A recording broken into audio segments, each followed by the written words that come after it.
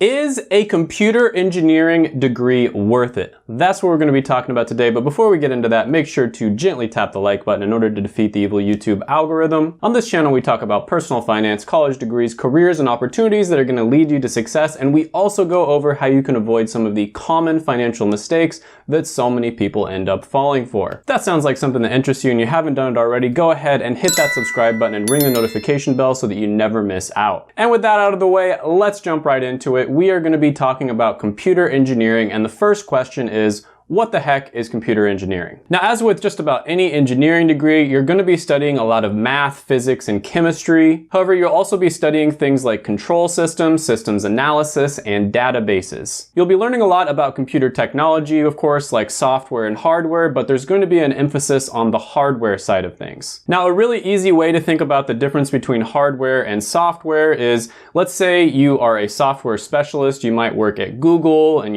program different algorithms on YouTube, and hopefully you're, programming algorithms that are gonna boost the channel. That would be really nice. Whereas with hardware, you might work at Intel on processors that make the computer faster and more efficient. Now with computer engineering, there's around 8,000 graduates per year, and there are so many different jobs that you can go for with a computer engineering degree. Sure, you can definitely work on hardware, but you can easily get a job working on software as well. Many computer engineers end up going into coding and becoming software engineers. So when evaluating these degrees, I like to break things up into 4 different sections. And the first section we're going to be talking about is salary or earning potential. So a computer engineering graduate can expect to make around $74,000 a year starting out and $123,000 in mid-career pay. Now you can compare this to a really high-paying degree like petroleum engineering or a really low-paying degree like recreational therapy. And you'll see that computer engineering is definitely on the high-paying side of things. This is a skill set that is going to pay you very well. Now, one career path you might go into, which is pretty obvious, is going to be a computer hardware engineer, and they make around $117,000 a year. Another career path you might go down is becoming an electronic engineer, and they make around $101,000 a year. Like I mentioned before, you might become a software engineer or a software developer, and software developers make around $107,000 a year. So as you can see, pretty much all the different career paths that are common for people who graduate with this degree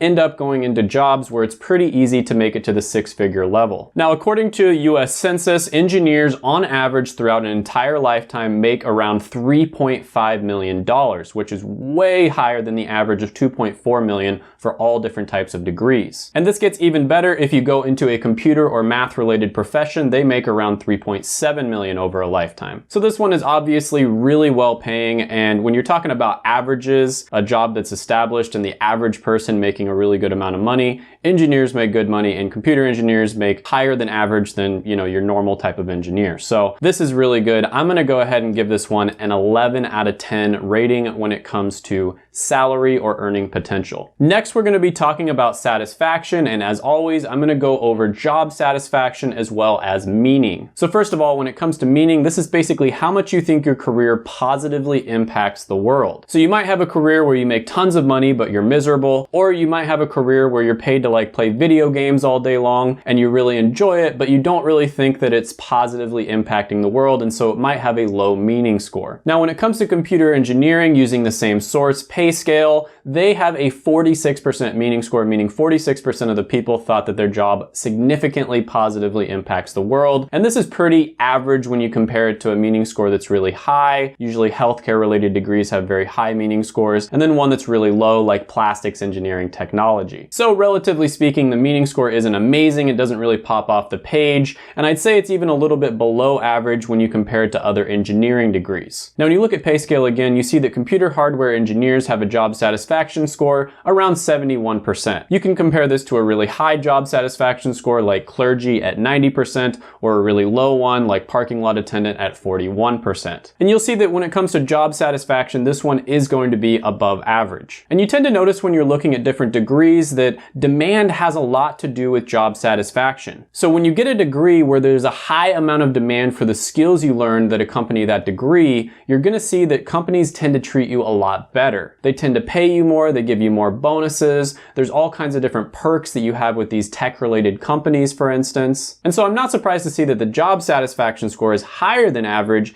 even though the meaning score isn't that impressive. And when you look at the least regretted types of majors, at least according to ZipRecruiter, engineering degrees are the third third least regretted. Only 15.91% of people who got an engineering degree regret it, and it's because the best jobs required advanced degrees. Now, one other thing that I'll say when it comes to meaning is when you get a degree where there's really high demand, you will have the option to work for all kinds of different jobs. So the skills that you learn are going to be high in demand. And so if you go into a job where you're kind of just not feeling it, you feel like you don't really have a sense of purpose in that job, well, you can get a few years of experience under your belt, and then you can probably work for just about any company in any industry in the world. And so eventually you'll probably be able to find a job that has high satisfaction and high meaning. On top of that, when it comes to happiness, many studies, lots of research has shown that your happiness does actually increase as your salary increases up to a certain level. So usually this is going to be around $75,000 to $80,000 a year, and it might be a little bit higher than that or a little bit lower than that depending on where you live. But this is something to also keep in mind, is that you want to try to go for careers where you can make at least $75,000, $80,000 a year, because that way you're going to end up maximizing your happiness. Now, with that being said, a lot of the time meaning, satisfaction, etc. is going to have a lot to do with the industry that you work in and the company that you work for. On top of that, satisfaction is extremely subjective depending on your personality. For some people, this might be 10 out of 10. They absolutely love working on computer hardware. And for some people, it might be 1 out of 10. And listen, if you don't like math, if you don't like engineering, that sort of thing, don't go into an engineering degree just because it pays well or because your parents want you to. But with that being said, I am going to give this one a score of 8.5 out of 10 when it comes to satisfaction. Next, we're going to be talking about probably the most important thing to think about, and that is demand. The reason why demand is so important is because pretty much everything else comes from demand. I mean, at the end of the day, economics is all about supply and demand. Right now, there are certain skills that tons of companies need. They need people who have these skill sets. And so if you have those skills, which computer engineering is going to teach you a lot of these really valuable skills, then guess what's going to happen? They're probably going to pay you better. You're going to have a much better experience. You're going to have all these crazy perks, like, you know, look at the people at Google, all the perks that they get. There's all these different restaurants they have on site. They get all these free lunches. They get lots of time off. They get extra pay in the form of stocks sometimes. You can take free classes on the side from some of the smartest people in the world. They get to hear free speeches as well. I mean, the list of perks and benefits that you get at some of these companies is absolutely ridiculous. A friend of mine just started working at a Fortune 50 company recently, and he went from a company that was struggling and it was in an industry that's not doing very well to a company that's doing extremely well right now. And the difference is like night and day. He was doing basically the same exact job at both companies, but the company that's, you know, a Fortune 50 company that's doing really well, and it's one of those types of businesses that treats their employees well. I mean, the benefits he gets are just insane. Whereas the company he was working at before, he would work super hard and he basically didn't get any rewards for it. So I think you guys get my point. Demand is probably the most important thing because it's going to increase the score of all the other factors. But with that being said, if you become a computer hardware engineer, there's around 71,000 jobs right now. It's only growing about 2%, which is slower than average, meaning over the next 10 years, there's going to be around 1,100 jobs that open up. If you become an electronics engineer, there's around 328,000 jobs, which is quite a bit. However, it's still only growing around 3%, which is pretty average, meaning over the next 10 years, there's going to be 10,800 jobs that pop up. However, if you become a software developer, there's 1.4 million jobs available right now. It's growing at 22%, which is insanely fast for something where there's already 1.4 million jobs, meaning over the next 10 years, there's going to be 316,000 new jobs that pop up. So when you first look at these numbers, they might be a little bit disconcerting because you see that some of the engineering careers aren't growing all that fast. However, when you look a little bit more deeply into it, what you see is that computer engineers oftentimes end up going into careers that don't necessarily have anything to do with computer hardware engineering. There are tons of different technology related careers where the skills that you learn as a computer engineer are going to be very easily transferable into that type of career path. Now, one test that I really like doing when I'm looking up this sort of thing is looking on monster.com or indeed.com and just typing the degree in to see how many people have that degree listed in their job listings. So for instance, when you type in computer science degree into monster.com, you'll see that 141,000 job listings pop up. And when you type in anthropology degree, only around 829 pop up. For computer engineering degree, around 56,000 jobs pop up, which is very, very good. So when it comes to demand, this one is also going to be excellent. We're going to give this one a 9.5 5 out of 10. Next on the list, we're going to be talking about X factors, and this comprises basically anything that we didn't mention before. So we're mainly going to focus on skills, flexibility, and how easily outsourced or automated these careers in this degree would be. So first of all, we mentioned before that according to the census, engineering degree graduates in general are going to earn a lot over a lifetime, way higher than the average of 2.4 million. However, when you look a little bit more closely and you see what career path they end up going down, you're going to see that engineering degree graduates earn even more when they go into technology. And actually, all across the board, people who graduate with engineering degrees tend to do really well, even if they go into an art-related career. So if they go into arts and media, they're going to make $3 million over a lifetime, whereas somebody who graduates with an art degree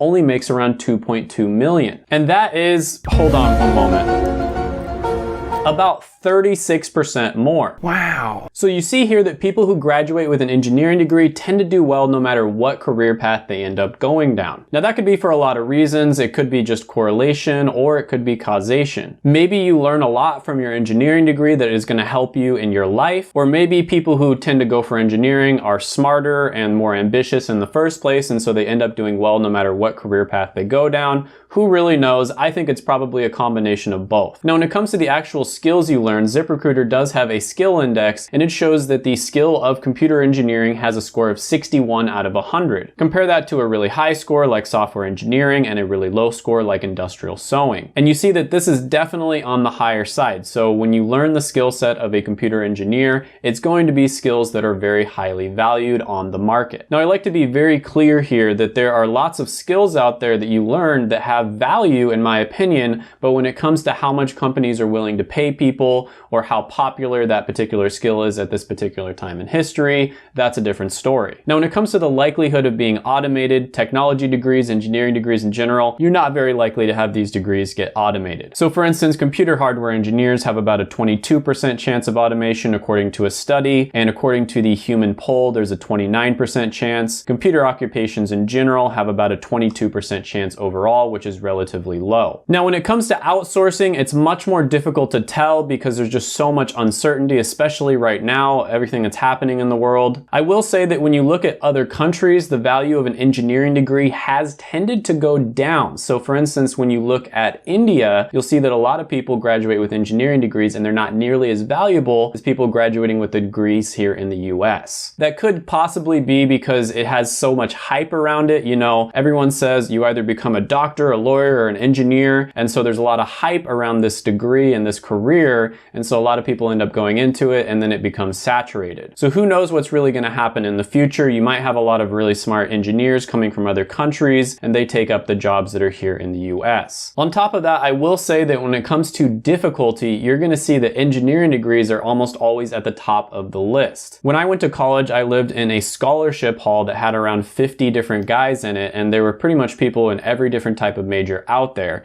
And I can tell you that the people who had the hardest time were the ones who went into engineering related degrees. These guys would be studying pretty much all the time, and when you'd see them, they'd have like dark rings around their eyes. They never socialized or went to parties or anything like that. It's very difficult. So if you go into engineering, just realize it's going to be tough. However, a lot of the time it's going to pay off. When you look at the degrees that create the most millionaires, engineering comes in as number one. And the reason for this is more than just the salary you get paid. Sure, you have a lot of job options out there where you're going to get paid a very high salary. I think one of the biggest reasons for this is because engineering teaches you practical problem solving, and that can be really good if you decide to become an entrepreneur and start your own business. So a lot of people who get engineering degrees end up getting a job working a few years, and then once they've got some experience and they've built some skills, they go off on their own and they start their own business, and that's where you can make a lot of money. That's where it becomes very easy to become a millionaire. So with that being said, the score here is going to be 8 out of 10 when it comes to X factors. So some of the pros here, the salary is going to be excellent, and there's going to be a lot of different occupations that you can go into. You can make good money right off the bat, which is nice because a lot of people want to enjoy their youth. It's also very flexible career-wise. It's going to be a very well-respected degree, even if you decide to go into into a completely unrelated career. Some of the cons here are going to be that it's a ever-evolving field, so you're going to have to stay up to date with the latest technology, and technology is evolving really fast. Now, if you go into the technology industry, it's great, there's tons of opportunity, but it does have an issue with ageism. And that's basically where they like to hire really young people. So when people get to a certain age, they tend to kind of just like phase them out, which is very controversial. There's a lot of controversy over that. And so, you know, someone might work really hard for a company for 10 or 15 years, and then they end up getting phased out when they get to a little bit too old to learn some of the newest evolving technology. There are ways to counteract that, of course, and I've talked about that in other videos, but it's still an issue. There's also going to be quite a bit of workload related stress depending on the career path you go into. A lot of the time, the skills are highly sought after. There's a lot of demand for them, but that also means that there's not very many people who have those skills, and so you are going to be asked to do quite a bit. And on top of that, it's a very difficult degree to get. Just objectively speaking, engineering related degrees are tough. I'm just going to speak for myself, but I don't think I would have been ready at 18 years old to take on an engineering degree curriculum. I kind of wanted to enjoy my time in college, especially the first few years. I wanted to kind of go out, socialize, and enjoy the college experience. So overall, the score here is going to be 9.25 out of 10. This is an excellent degree, one of the best that you can possibly get. There's tons of demand out there for people who have these types of skills. Of course, this is extremely subjective. For one person, this might be a 1 out of 10, and for another person, this might be a 10 out of 10, but I try to be as fair as possible when I'm evaluating these different types of degrees. And this one really does stand out. There's just a lot of flexibility. There's a lot of different career paths that you can go down. The skills that you learn are highly sought after. But with that being said, if you don't want to wait for the video to come out for the particular degree that you're looking at, check out my college degree ranker down in the description below. It's going to be behind my Patreon paywall. You will have to pay for it, but if you don't want to pay for it, you can always just wait for me to get to the degree that you're trying to evaluate. I've been working super hard on this right now. As of recording this video, it is version 1.1. I'm hoping to update it pretty soon. I'm kind of a little bit delayed on updating it just because of the fact that we have all this stuff happening in the world, and that's probably affecting the job demand right now. And so I don't really know what's going to happen. I mean, if I take all the time to update it and then a week from now something happens, all that information that I gave you is pretty much worthless. But I am working on making it even better in the future. It's still version 1.1, but I'm pretty proud of what I've done at this point, and I can confidently say it's probably the best resource out there. That being said, if you haven't done it already, go ahead and gently tap the like button, hit the subscribe button, ring the notification bell, comment down below any thoughts, comments, criticisms.